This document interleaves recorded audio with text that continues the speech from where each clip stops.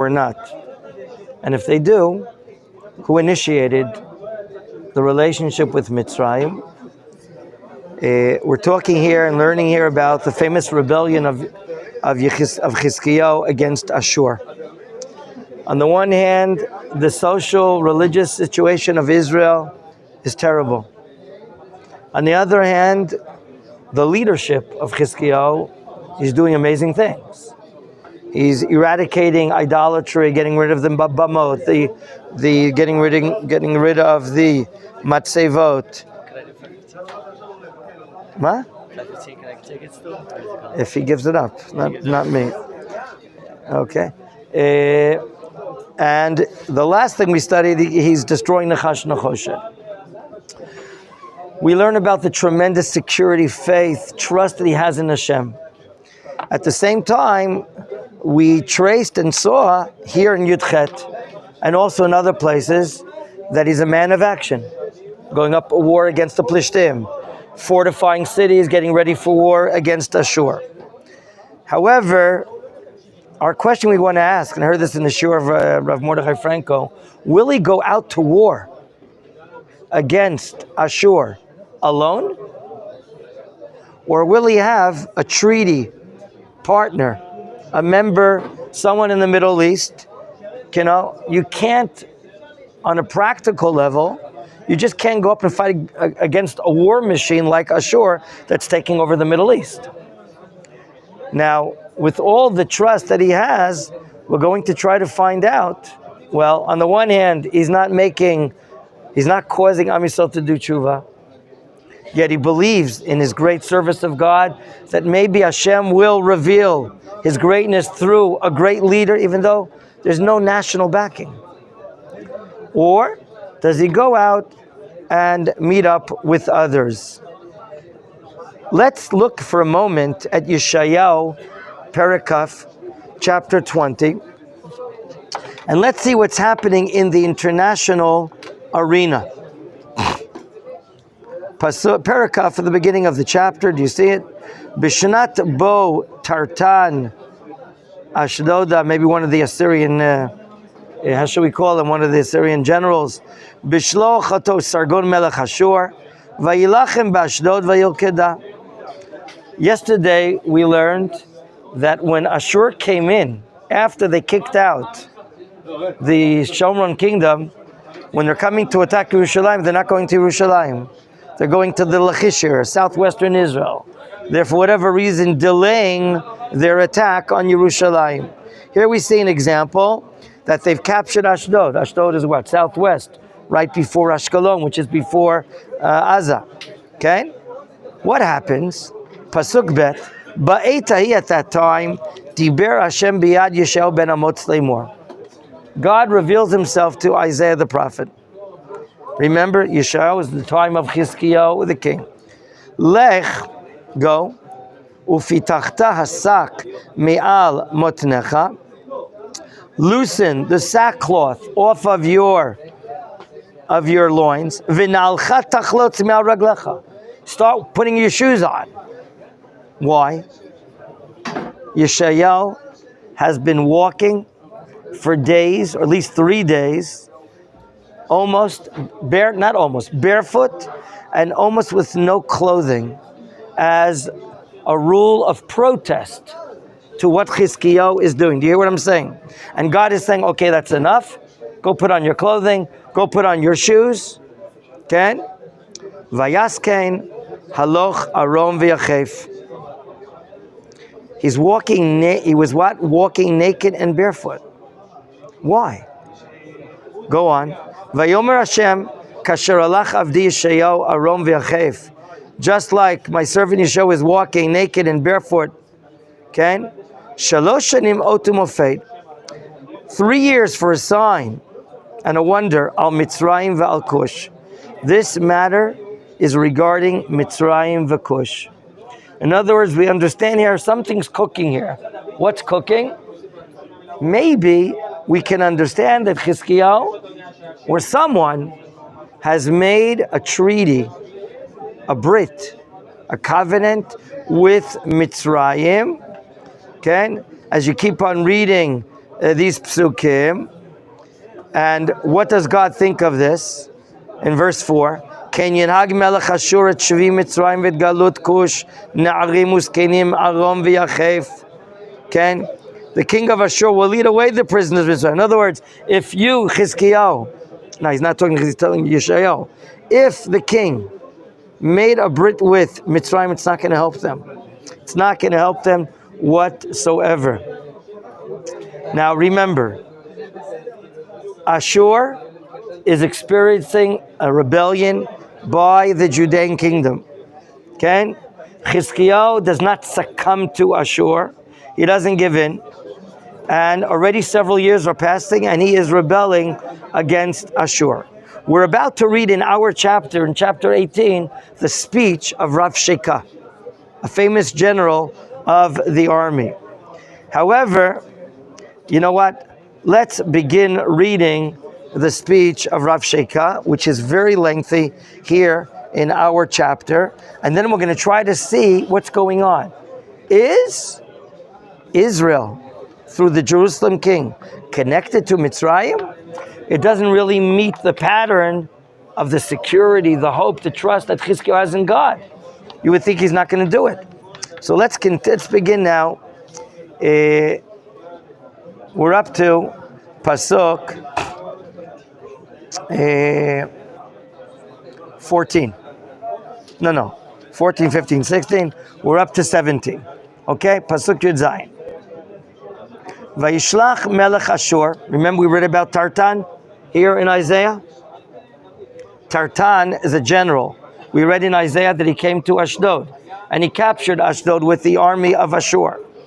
Some explain the arrival of Tartan and the general Rav Shekeh from the Lachish area to Yerushalayim.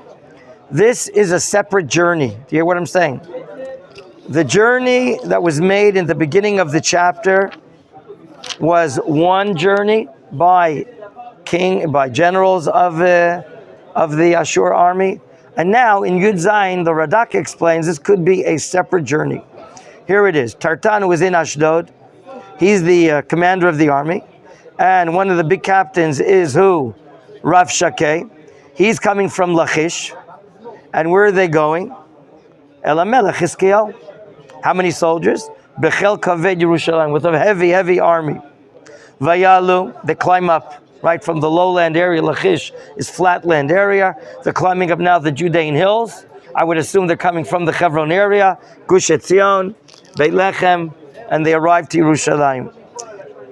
Vayalu, vayavo, vayamdu betalat habrecha. They're standing somewhere in some sort of pool that usually is made for fish there. And it's Ha'el Yonah, a very top, higher pool. Asher b'mesilat stei choves. There's room to ask, what do I have to know these details? What do I have to know about a field where they do their laundry? But let's leave it aside right now. Certainly where we are right now is outside the walls of Yerushalayim. You're with me? They're outside the walls of Yerushalayim. Some explain this particular area is north. In other words, where we have today Shar Shechem Gate, we're talking about an area north of the walls of Yerushalayim. Pasuk Yudchet Vayikru El HaMelech. They call out to the king. However, the king does not come out. Who comes out? Vayitzei Elehem, number one, Eliakim ben Chilkiyahu. He's the manager, the corporate manager of the king, Alabait. Number two, Shevna Sefer, the scribe, who, of course, writes down whatever is important to be recorded. And Yoach ben Asaf HaMasker, the secretary of the king. These are the three that are coming out by the wall. However, what separates them and the Assyrian army is the wall. The kingdom is inside the city, and now the great army has arrived outside. And now we begin the long speech of Rav Shekeh. Vayomer Elem Rav Shekeh, Imrun al Chizkiyahu, go tell him. Ko Amar, HaMelech HaGadol Melech Ashur, I'm bringing you the message of the king of Ashur. Who's the king? Sancheriv, correct? Sancheriv is the king. He questions, he belittles him. Ma bitachon hazeh shebatachta. That's so what you're so trustworthy. You have so much trust and faith. It's worthless. Okay? What are you doing? You're going up against the king of Assyria? You're rebelling against them? Well, what do you think? What are you boasting about your trust for? Amarta, you said some words until now that what you would serve him. Achtavar svatayim, eitza ugvura lemilchama, meaning as long as the king hasn't come up to you in war, you have no reason to do otherwise. But now that the war is about to happen, do you think you can give trust in your God and do what you want to do? Okay? Ata now, al mi batachta, who are you giving trust for? Ki maradeta bi, since you rebelled against me. And now we come to the pasuk that we're raising a major question. Pasuk Afalef, Ata now, hine vatachta lecha al mishenet hakaneh haratzut. Hazeh, you're giving your trust on some broken reeds. Again, a famous analogy that's mentioned several times in the Tanakh, and it's in reference to a power, an empire, maybe the only empire in the Middle East that can possibly stand up against the great Assyrian war machine, and that is Mitzrayim. In this speech of Rav Shakeh, he's sharing with us something that we're not aware of, and that is there's a Brit, there's some sort of treaty between the Judean kingdom and Mitzrayim. But what does Rav Shakeh say about the Mitzrayim kingdom? They're like a bunch of broken reeds. They're not powerful. Asher yisamechi shalav. What do you think? You're going to lean on them? If they're just coming to your hands, you're going to make a piercing of it. They don't have any strength. Cain, so too is Paro Melech Mitzrayim l'chol habotchim alav. Now, if we stop here right now and go for a moment to Perek Lamed in Yeshayahu, Perek Lamed in Yeshayahu,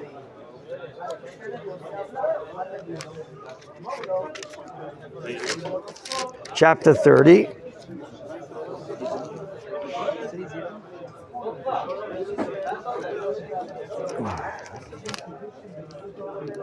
Look what the prophet says. Pasuk Aleph. Hoi, woe. Banim sorim, to the rebellious sons. Ne'um Hashem. Lasot eitzah. Okay? They're taking counsel. Velo mini, but not of me. V'ninsoch masecha v'leruchim. Prepare a plan, but it's not my spirit of a plan. Leman sefot chatat al chatat.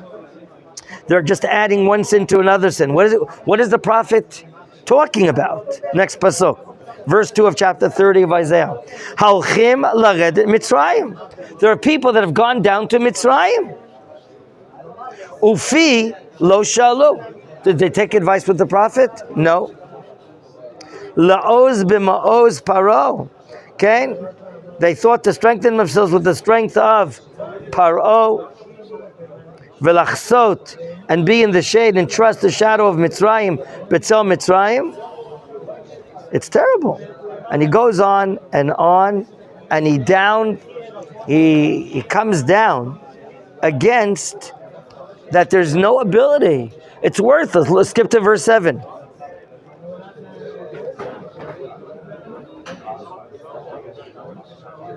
U'Mitzrayim hevel varik. Mitzrayim is vain, worthless. Yazaru. They can't profit you. There's no purpose in them. Lachen karati lazot. Rahavim shava. Therefore, I call these people just boasters. Okay? So, as we learn more in Yeshayahu, we can see more. But he's coming now rebuking. Look at this. Go skip to verse 12. Lachen ko amar kedosh Yisrael. The Holy One of Israel says, Yan ma'aschem b'davar zeh. What you've done here is you're despising the word.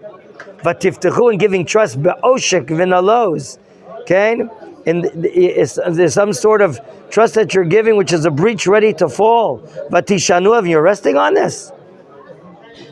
So, gentlemen, if you just go on, you see Isaiah coming down against anyone giving trust in Israel. But it seems very clear. Someone went down to Mitzrayim and is making some sort of agreement.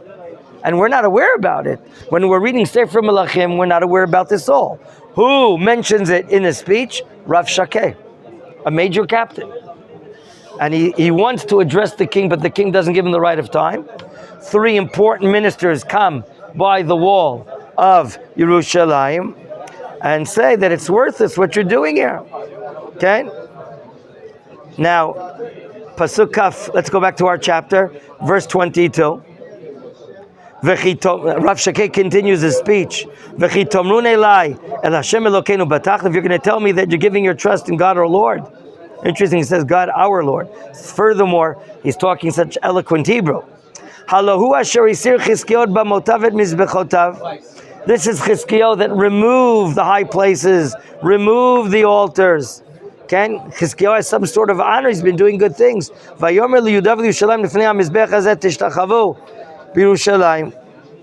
So gentlemen, we don't know what's going on here. Rav Shakeh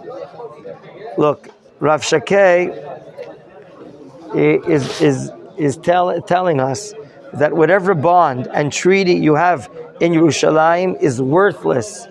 It's not worth anything.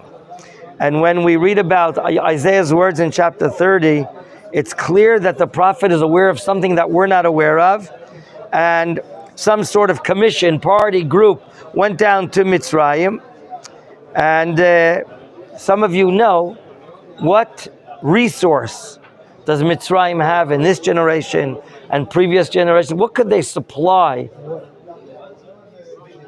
for war? Horses, what else? Chariots. The horses and chariots are what? The tanks of that period of time. They're full of horses and full of chariots. But the question we're asking ourselves is, who went down to Mitzrayim? Pasuk Kav Gimel, verse 23. Ve'ata yit'arevna et Adoni et Melech Ashur. Make some sort of partnership with Ashur. Ve'nelecha, and I'll give you alpayim susim im tuchal latet lecha rochvim aleim. He's very sarcastic here. Look, I don't even know if you have, you the king of Judah, if you have 2,000 riders. I'll supply you 2,000 horses, but you may not even have 2,000 riders. And therefore, how can you make a war? How can you rebel against him? He continues in Kavdalid, okay? How can you refuse my claim? How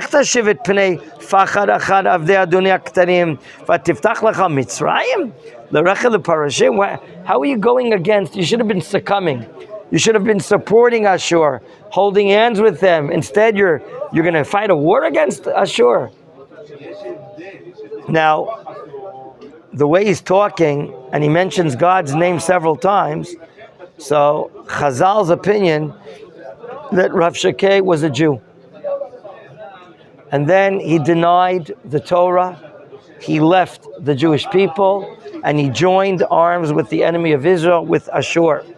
Okay, and that's what Chazal say. Some of the Rishonim bring it, and that maybe will explain some of his eloquent language in Hebrew and using God's name, as we see here again in Pasuk 25. Ata now hamibala de Adonai aliti ala makom hazel hashchita. Adonai amar elai alei la'aretz hazor v'hashchita. Do you think that I, the general, Ashur, are doing things? You think without permission we're coming up against Yerushalayim? God told us that the king of Ashur should attack Yerushalayim. If you open up Yeshayahu Zion's chapter 7, Rashi brings, already in the time of the father, Achaz, Isaiah prophesies that God will bring the king of Ashur up against you unless you do tshuva. Okay? Apparently this is a well-known prophecy, and even Rav Shakeh knows this. Gentlemen, what is the response after this long speech? Now, the pressure is on them, right? The pressure is on them dearly. But again, we don't know who is behind this. Gentlemen, look at Isaiah again in Perek Lamed, Pasuk Hey. Kol hovish al am lo yo'ilu lamo, lo le'ezer velo lo'il, ki levoshet gam lecharpa. It's clear. No one. This is not going to help the Jewish people overcome the Assyrian kingdom. Okay, in Lamed Aleph, we see even more clearly. In 31 of Isaiah, the prophet talks again negatively against the Jews that went down to Mitzrayim to make a brit with the Egyptians. Hoi! Hayordim Mitzrayim le'ezra. Woe to those that went down to Mitzrayim for help. Al susim yisheinu, they're relying on their horses.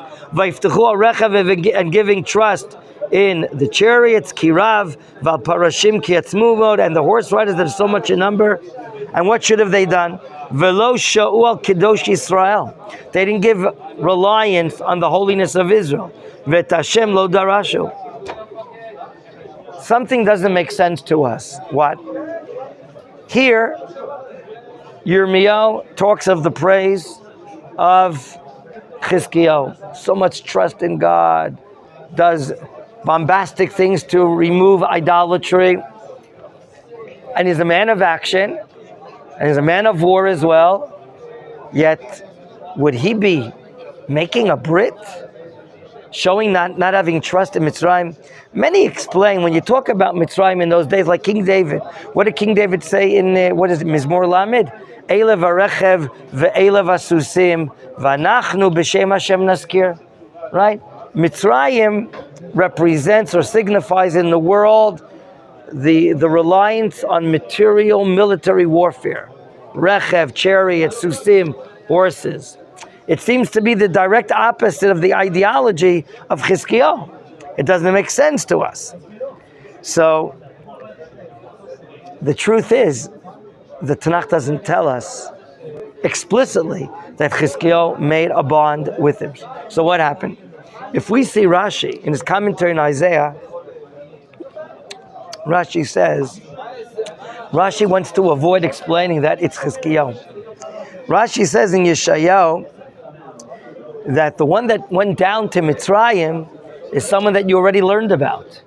Who did you learn about that already made a brit with Egypt?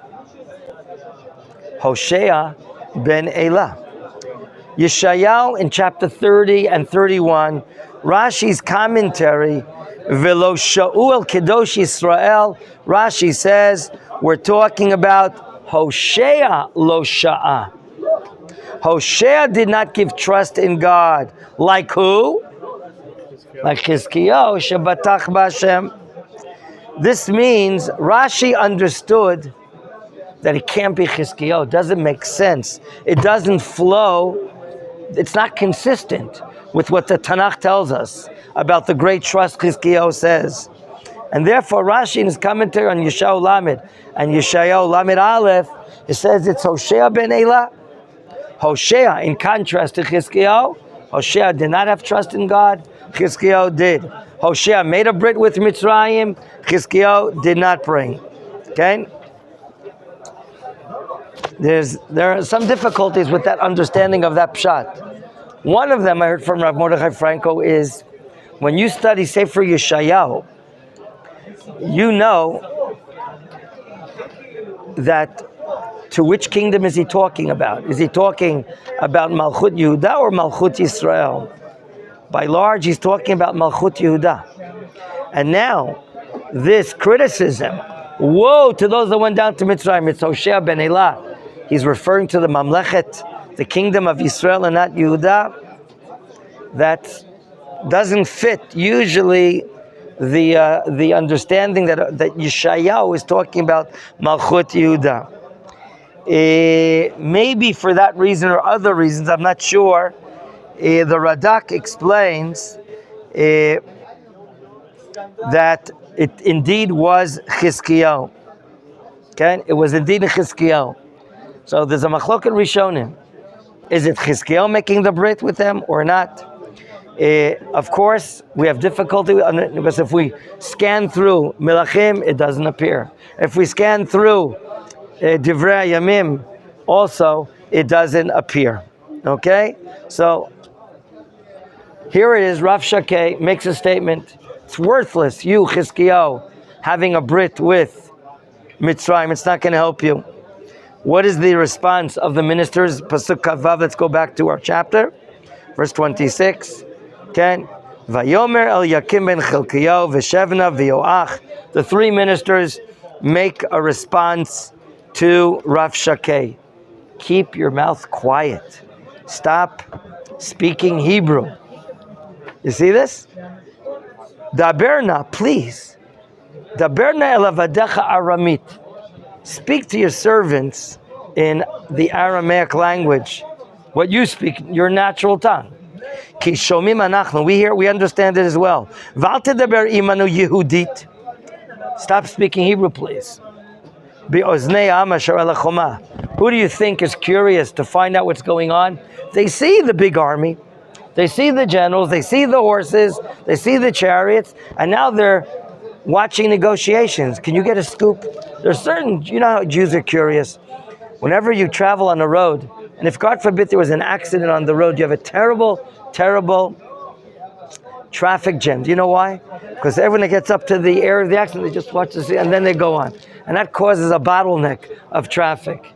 I'm sure there are Jews right now in Yerushalayim that are going by the wall, and they want to hear what's going on with this negotiation with the enemy. Don't weaken our enemy by talking in Hebrew, they'll understand. Vayomer lem Rav Shakeh, Pasuk 27. Ha'al adonecha ve'ilecha shlachani adoni. Lidaber et hadvarim eila. Halo anashim yoshvim al hachoma. Do you think we were brought here just to talk with the king? And you, the ministers? We were to talk to the mainstream people, the majority, the masses. Okay? The people standing on the wall. Lechol et. What's the next word in your? So atam. There are people that are, gentlemen, there's a siege around Yerushalayim. And when there's a siege around Yerushalayim, there's no food. To cover up the disgusting situation of eating their bowel movements, the Tanakh uses a different word, but it's written one way and it's pronounced another way, that there's such a time of hunger. They're eating their bowel movements, v'lishtot et, instead of reading their urine, et shenehem imachem. This is the situation, and therefore we want them to understand. We want them to know what's going on, that you should be succumbing and giving up to the kingdom. Pasuk Kavchet, verse 28, Vayamod Rav Shakeh. He stops his speech from speaking this way. Vayikra b'kol gadol, and then he raises his voice to so many decibels, and he speaks again in Hebrew Yehudit. Vayidaber vayomer shemu devara melech hagadol melech asher, and he opens up a speech to the people watching on the walls of Yerushalayim. Kaftet 29, Ko Amar Hamelech. He's bringing the word of the king of Ashur. Al yashi lachem Chizkiyahu. Don't let Chizkiyahu influence you negatively. Okay? Ki lo yuchal latzil etchem. He won't be able to save you from the hand of Ashur. Val yaftach etchem Chizkiyahu el Hashem lemor. He shouldn't have trust for you in God saying, Hatzil Yetzir Hashem, God's going to save us. Don't believe him. Velo tinaten et erazol bi'al melech. Don't believe when he says that the city of Yerushalayim will not be delivered. So, gentlemen, what we're seeing here is a very interesting, lengthy speech of Mr. Rav Shakeh, who we said before is a Yehudi Mumar. He was a Mumar, a Jew that left, gave up the Jewish people, gave up the Torah and the mitzvot, and right now he's trying to intimidate, to cause, instill fear to the majority. And he mentions the point that Israel or Yerushalayim has some sort of treaty partnership with who? With Mitzrayim, which we said represents a problem. One opinion, it's who? It's Chizkiyahu. And the other opinion, it's really Hoshea ben Elah. Okay? We'll stop here and go